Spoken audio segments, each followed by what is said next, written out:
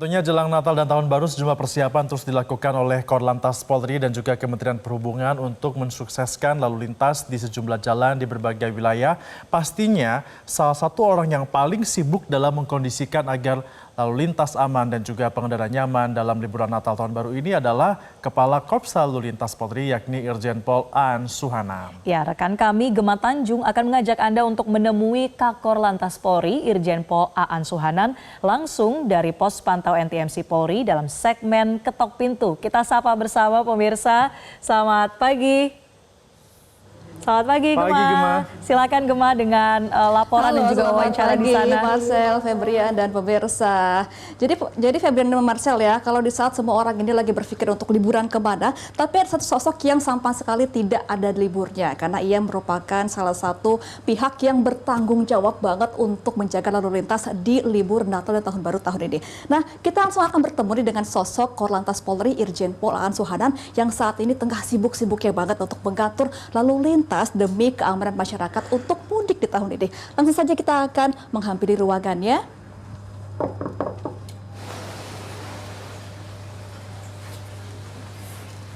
Oke, kayaknya lagi sibuk deh pemirsa. Kita coba agak ganggu sedikit ya. Selamat pagi Pak Aan. Apa kabar Pak Aan? Lagi sibuk banget ya Pak kayaknya. Ya, kita tugas. Jadi sama sekali gak ada libur nih Pak di tahun ini?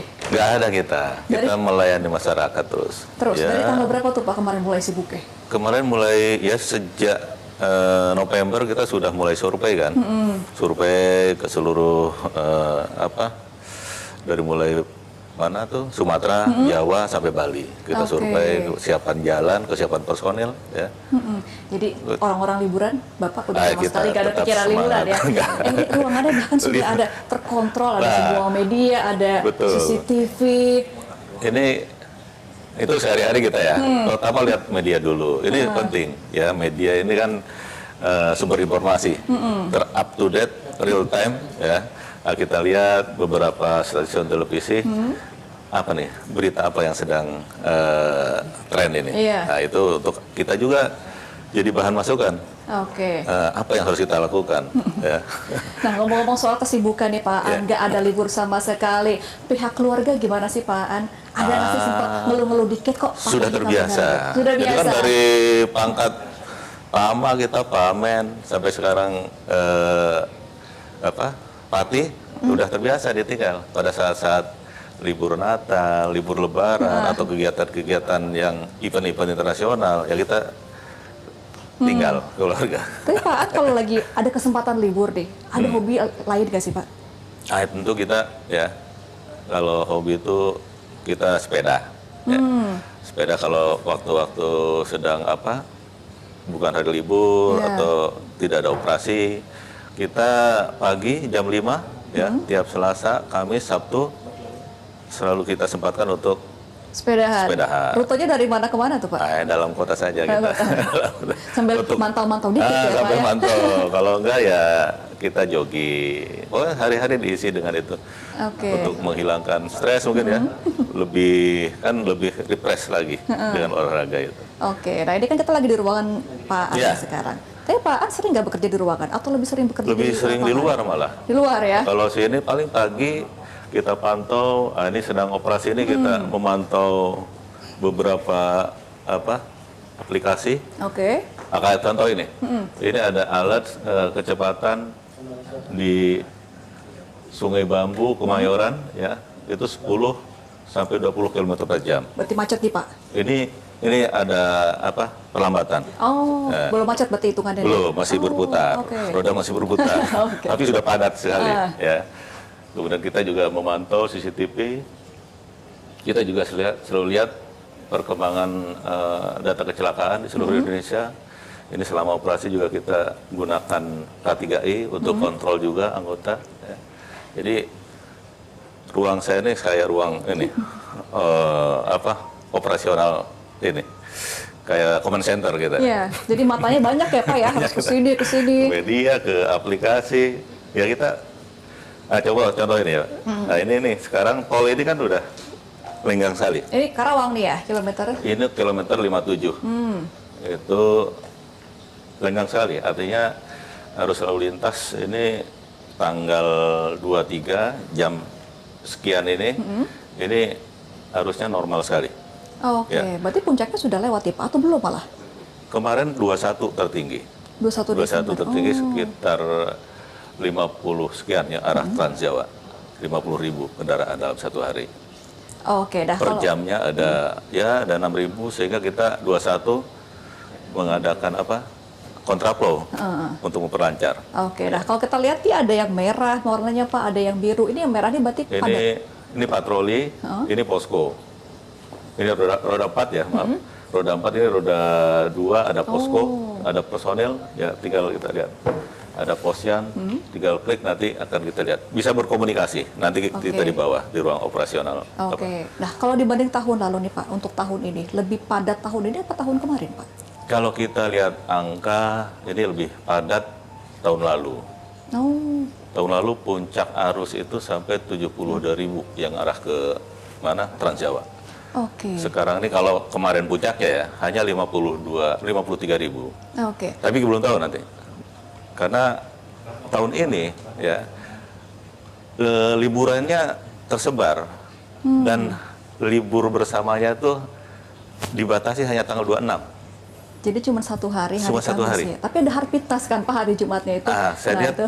kemarin hari ini Senin, Selasa masyarakat yang beraktivitas masih cukup tinggi. Artinya tidak memanfaatkan Harpitnas Senin Selasa nih. Oke. Artinya disiplin para pegawai ini cukup baik ya. Berarti selain berlibur bersamanya disedikitkan begitu hari ini, tapi ada beberapa faktor juga ya Pak. Ya, mengapa tentu. benar? Nah, kita tahan dulu nih Pak. Ya. Kita masih akan jawab lebih banyak mengenai mengapa tahun ini malah turun untuk jumlah pemudiknya ya. Ya. Kita akan kembali setelah jeda. Tetap bersama kami pemirsa dalam Selamat Pagi Indonesia di edisi segmen Ketuk Pintu.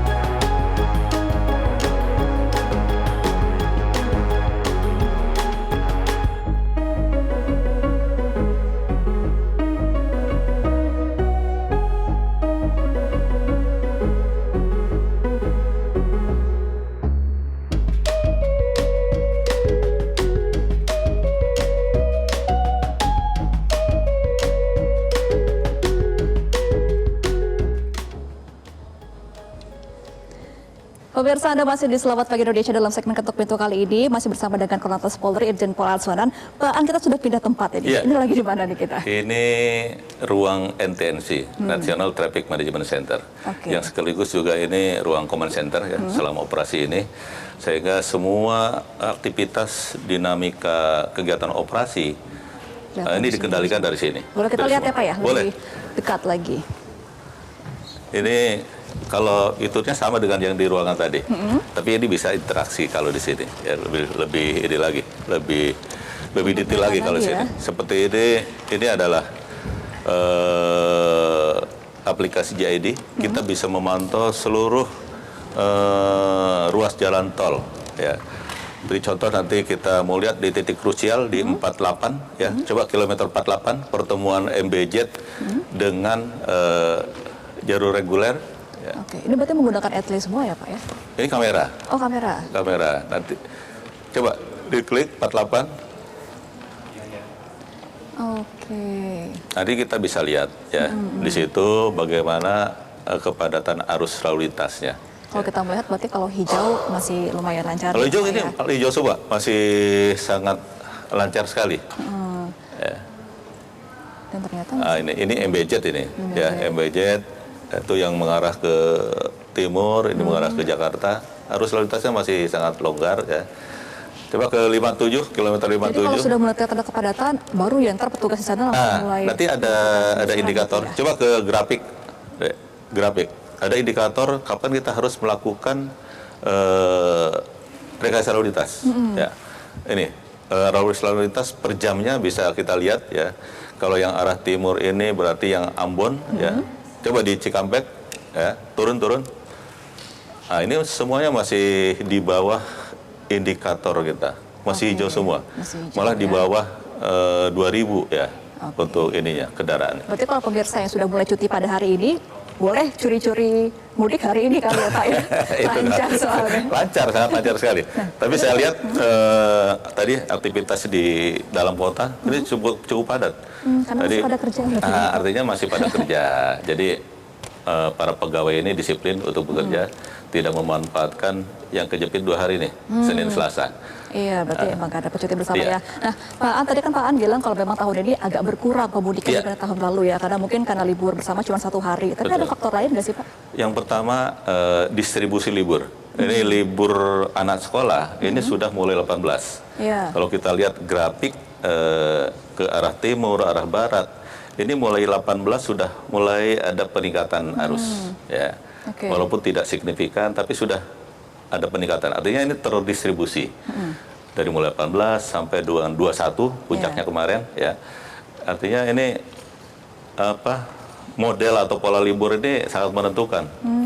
Nah, kemudian tidak ada libur bersama ya di 24, 23 ini juga sangat berpengaruh. Jadi masyarakat ini liburnya cuma 26 aja. Jadi nanti mungkin tanggal 24 baru pulang. Mepet gitu ya.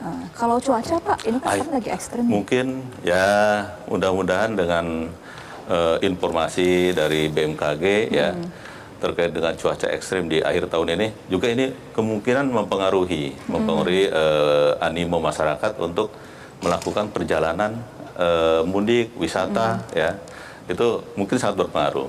Karena ke Merak contoh itu sebelum operasi sudah 2 kali cuaca ekstrim sehingga kapal tidak bisa menyeberang. Nah, itu mungkin masyarakat juga udahlah nanti aja cutinya atau nanti mungkin Lebaran ya. Lebaran kan cuma 2 bulan. Iya, Cuti Lebaran nanti mungkin Maret, ya. itu akan dimanfaatkan daripada uangnya habis sekarang. Nabung dulu sampai Lebaran nanti. Itu beberapa kemungkinan ya. Yang jelas pola libur ini sangat bagus sehingga masyarakat ini yang pertama libur untuk mengantar anak-anak. Oke, kalau stakeholder yang dikerja sama Kakor Lantas selama masa libur Natal tahun baru ini siapa saja Pak yang dilibatkan? Sejak awal kita sudah koordinasi dengan beberapa stakeholder ya, dari Kementerian Perhubungan tentu ya, kemudian Badan Usaha Jalan Tol, BUJT, BPJT, di PUPR, kemudian Jasa Marga, Jasara Harja, TNI tentu untuk pengerahan personil. Ini sejak awal kita sejak survei malah yang bulan November kita sudah bersama-sama. Kemudian rapat-rapat koordinasi juga bersama-sama sampai sekarang pelaksanaan operasi kita ada pos terpadu. Itu dari beberapa stakeholder. Sehingga dengan harapan dengan keterpaduan ini kita akan lebih cepat untuk melakukan tindakan. Contoh kalau ada bencana di jalur mudik ya. Nah, kita ada PUPR, ada Binamil, ada BP Basarnas. Nah, kan kita cepat mengeksekusi. Iya, apa yang harus kita lakukan. Gitu betul, ya. betul. Nah, kalau untuk kecelakaan lalu lintas nih, Pak Aan, meskipun agak lumayan landai mungkin tahun ini, masih tinggi nggak sih Pak angkanya? Kalau kita bandingkan dengan Natal tahun lalu, ya ini ada cenderung menurun. Ya, ada penurunan. Kemudian dari 2024 ke 2023 ke 2024 juga ada penurunan ya dari Januari sampai November. Ini modal yang bagus ya, artinya upaya-upaya yang kita lakukan ini dapat berhasil sehingga kita bisa menyelamatkan nyawa manusia ya akibat kecelakaan ini. Tapi ini waspadai karena kita lihat arusnya cukup lancar, biasanya euforia ngebut. Nah, tetap kendalikan kecepatan karena di ruas-ruas tertentu itu ada titik lelah atau black spot. Ya kalau di jalan tol itu ada di Batang Semarang, Semarang Solo, kemudian Solo Ngawi, Ngawi Surabaya itu ada titik-titik lelah yang harus diwaspadai oleh masyarakat. Oke, nah Pak Andi, imbauan kepada masyarakat yang mungkin yang akan atau segera melakukan mudik, apa imbauannya untuk kendaraan roda 2 atau roda 4? Baik ya, jadi untuk saudara-saudara kita yang akan melaksanakan mudik maupun berwisata ya, yang pertama siapkan kesehatan kita, kondisi kita, pastikan kondisi kita dalam keadaan prima, fit ya, tidak dalam sakit ya. Kemudian siapkan kendaraan juga bagi yang akan menggunakan roda 2 ya. Kalau jarak jauh saya menghimbau untuk tidak menggunakan roda 2. Ya. Kalau jarak jauh sampai Semarang itu sangat potensial terjadi kecelakaan. Ya. Data kita ini cukup memprihatinkan keterlibatan roda 2 ini. Untuk itu jangan gunakan roda 2, silahkan gunakan angkutan umum atau manfaatkan libur mudik bersama dari Kementerian Perhubungan yang sudah disiapkan, termasuk angkutan barangnya nanti. Motornya naik truk, orangnya naik bis. Begitu juga KAI sudah menyiapkan gerbong untuk mengangkut kendaraan roda 2. Kemudian pada yang akan wisata di lokal, ya jangan menggunakan kendaraan yang bukan peruntukannya. Angkutan barang, contoh truk digunakan untuk mengangkut orang. Angkutan terbuka untuk mengangkut orang. Ini sangat potensial terhadap tingkat fatalitas. Ya. Kemudian terakhir, dengan suasana arus lalu lintas yang lenggang, ya kendalikan kecepatan. Jangan euforia, ya tetap kecepatan sesuai dengan peruntukan di penggal jalan tersebut. Oke. Ya, selamat melaksanakan libur Natal tahun baru. Mudah-mudahan selamat sampai tujuan. Oke, dan pemirsa jangan terlena ya, meskipun memang agak landai, tapi Landai, jangan betul. dimanfaatkan untuk ngebut-ngebutan, Betul. tetap harus hati-hati. Terima kasih sekali Terima Pak kasih, Aan Mbak sudah Lupa. bergabung bersama kami dalam segmen Ketok Pitu kali ini. Selamat kembali bertugas dan semoga lancar semua untuk Amin. tahun ini Terima ya. kasih. Terima Terima kasih Pak Aan. kasih. Dan Marcel Febrian, berikut wawancara kami bersama dengan Korlantas Polri. Diimbau kepada pemirsa dan masyarakat yang hendak akan mudik, tetap jaga keselamatan dan keamanan selama berperjalanan. Saya kembalikan ke Anda di studio. Baik. Terima kasih Gema atas informasi Anda. Jangan lupa salam ya buat Pak Kakor Lantas agar selalu semangat untuk dapat memantau arus mudik kita di Nataru 2024 ini. Terima kasih Gema. Jelajahi cara baru mendapatkan informasi. Download Metro TV Extend sekarang.